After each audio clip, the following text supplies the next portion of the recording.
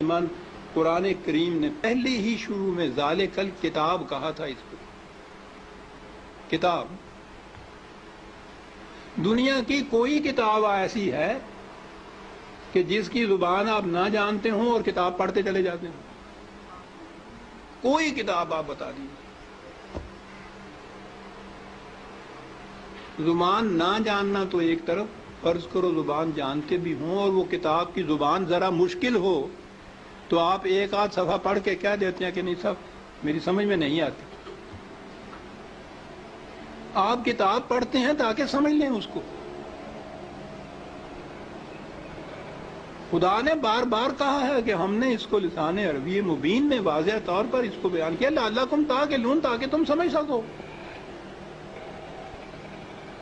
کتاب کو اگر سمجھ کے پڑھ لیا جاتا عزیزان من تو نہ ملوکیت باقی رہتی، نہ سرمایہ داری باقی رہتی، نہ مذہبی پیشوائیت باقی رہتی. سازش یہ کی گئی کہ سمجھنے کی بات یہ ہے نہیں، بغیر سمجھنے کے، بغیر مفہوم جاننے کے ان کے الفاظ کا دہرا دینا جو ہے اس سے نیکیاں مل جاتی.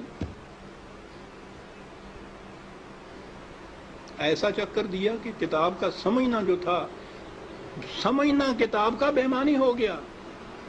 بغیر سمجھے ہوئے اس کے الفاظ کا دہرا دینا عین مقصود یہ رہ گیا.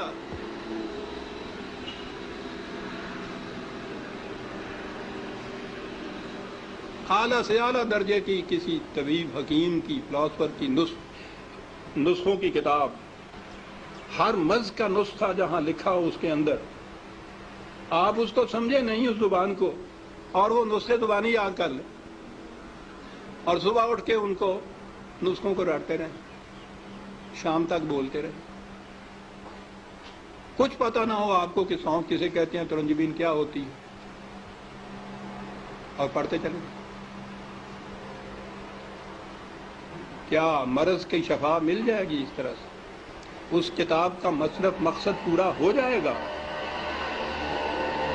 میں نے کہا ہے ابھی کہ ہے کوئی دنیا میں اور کتاب جس کے ساتھ یہ کچھ آپ کرتے ہوں؟ عزیزان من، اس کتاب عظیم نے کیا لیا ہے کہ ہم اس کے ساتھ یہ کرتے جو کسی کتاب کے ساتھ نہیں کرتے؟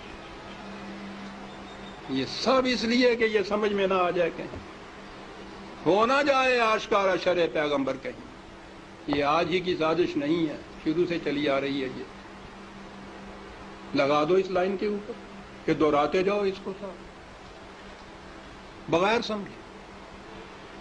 نہ وہ آگے جو امام کھڑا ہوتا ہے حافظ، اس کو پتا ہوتا ہے میں کیا لفظ دہرا رہا ہوں، نہ یہ سننے والوں کو پتا ہوتا ہے کہ یہ الفاظ کیا معنی رکھتے ہیں.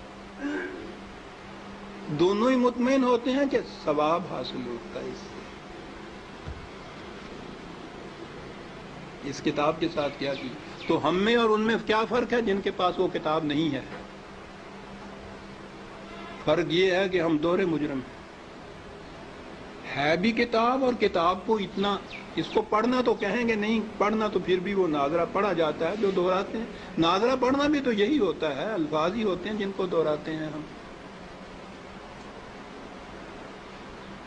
یہ کتاب ہدایت تھی، یہ وہ نقشے اس میں دیے ہوئے تھے کہ فلاں دوراہے پہ پہنچو تو دائیں کی طرف مڑ جاؤ تو اس طرف جاؤ گے، بائیں کی طرف کا راستہ اس طرف چلا جائے گا.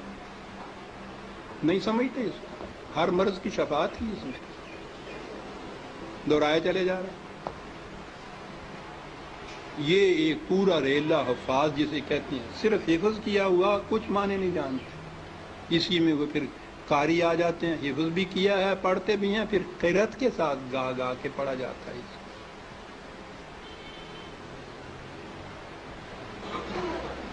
قانون کی کتاب گا کے پڑھنے کی.